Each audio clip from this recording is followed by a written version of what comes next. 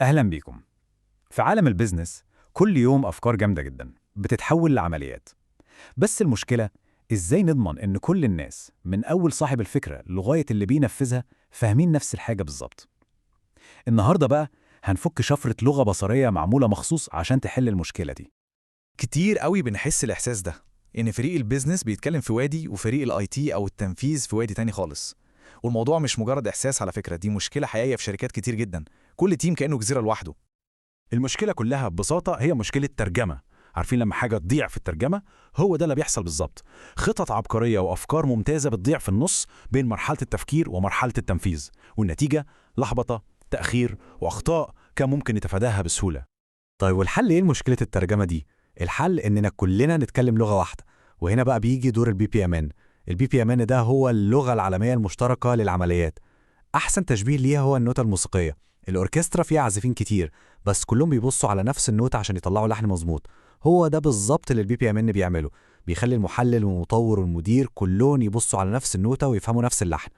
والكلام ده بيلخص الفكرة كلها. البي بي ام ان هو الجسر اللي بيوصل الجزر المنعزلة دي ببعضها، بيخلي لغة الحوار واحدة ومرئية للكل، وده طبعا بيخلي الشغل أسهل بكتير وبيقلل الغلطات لأقصى درجة.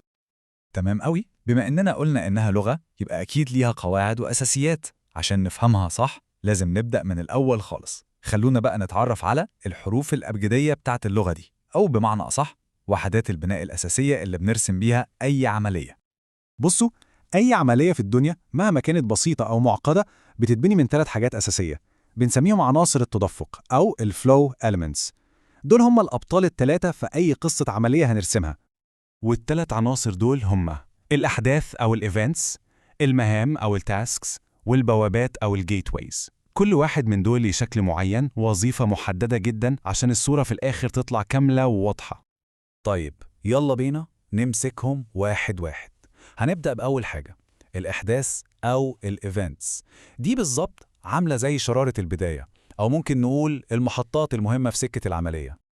الإيفنت أو الحدث هو ببساطة أي حاجة بتحصل، يعني مش حاجة بنعملها، دي حاجة بتحصل. ممكن تكون نقطة البداية زي وصل إيميل بطلب جديد، أو نقطة النهاية زي تم إرسال الفاتورة، أو حتى حاجة حصلت في النص. وعشان نميزه على طول شكله دايما بيكون داير. عايزين نبسطها أكتر؟ فكروا فيها زي مسدس ضرب نار في أول سباق الجري، دي الطلقة اللي بتخلي كل حاجة تبدأ. في المثال بتاعنا بتاع البدلة، الحدث هو لحظة استلام الطلب. اللحظة دي هي اللي بتشغل المكنة كلها، من غيرها مفيش أي حاجة هتحصل. تمام، يبقى الحدث هو الشرارة. طيب بعد ما الشرارة ولعت لازم بقى حد يقوم بالشغل نفسه، وهنا بيجي دور العنصر التاني، المهام أو التاسكس. لو الأحداث هي اللي بيحصل، في المهام هي اللي بنعمله. المهمة أو التاسك هي ببساطة الشغلانة نفسها، أي فعل أو نشاط بيتم، وغالبا بتكون أصغر وحدة شغل، ما ينفعش نقسمها أكتر من كده، وشكلها بيكون مميز جدا، مستطيل بحواف دائرية كده. ولو هنرجع لمثال الجملة، فالمهام دي هي الفعل. في قصة البيتزا بتاعتنا الأفعال هي نخبز البيتزا، نغلف الطلب، نوصل الطلب. دي كلها أفعال، شغل بيتعمل. حلو قوي. يبقى عندنا حاجة بتحصل، الحدث، وبعدين حاجة بنعملها، المهمة. بس هل العمليات دايما بتمشي خط مستقيم؟ أكيد لأ. أوقات كتير بنحتاج ناخد قرار، وهنا بيجي دور العنصر الثالث والأخير معانا النهاردة، البوابات أو الجيت ويز. دي بقى مفترق الطرق. البوابة وشكلها دايما معين أو دايموند هي بالظبط نقطة قرار، وظيفتها إنها توجه العملية، يعني تقول لنا نمشي في السكة دي ولا السكة دي بناء على شرط معين أو معلومة معينة. أبسط طريقة نفهم بيها البوابة إنها بتسأل سؤال. في مثال البيتزا، البوابة ممكن تسأل: هل الطلب ده توصيل ولا العميل هيستلمه بنفسه؟ الإجابة على السؤال ده هي اللي بتحدد الخطوة الجاية هتكون إيه بالظبط. طيب احنا كده عرفنا الأبطال ال3، الحدث والمهمة والبوابة. دلوقتي بقى جه الوقت اللي نشوفهم فيه وهم بيمثلوا مع بعض، لأن القوة الحقيقية بتبان لما نجمعهم ونشوف إزاي بيحكوا قصة عملية كاملة ومفهومة. نرجع لمثال البيتزا بتاعنا. القصة بتبدأ إزاي؟ بحدث، وهو استلام الطلب. ده بيشغل أول مهمة عندنا، وهي خبز البيتزا. بعد ما البيتزا تجهز بنوصل لنقطة قرار اللي هي البوابة، وبتسأل توصيل ولا استلام. لو الإجابة توصيل بنروح لمهمة تانية وهي توصيل البيتزا، وفي الآخر خالص العملية بتنتهي بحدث تاني وهو اكتمال الطلب.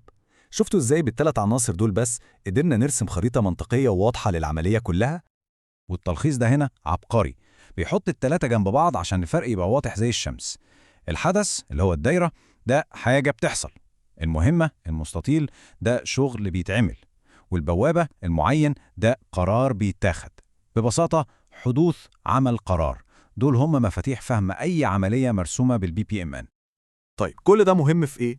مهم جدا، لأن أول ما نفهم الثلاث رموز دول كويس، أي خريطة عمليات مهما كانت معقدة هتكون كتاب مفتوح، هنقدر نقراها ونفهمها، والأهم من كل ده هنقدر نشوف فين نقط الضعف ونحسنها. ودلوقتي بعد ما عرفنا الكلمات الأساسية للغة دي، السؤال المنطقي هو طب إزاي بقى نستخدم الكلمات دي عشان نكتب جمل وقصص أعقد من كده؟ إزاي نرسم عمليات بتحصل في نفس الوقت أو قرارات ليها أكتر من اختيارين؟ ده بالظبط اللي هنكتشفه المرات الجاية وإحنا بنكمل رحلتنا في عالم الBPMN.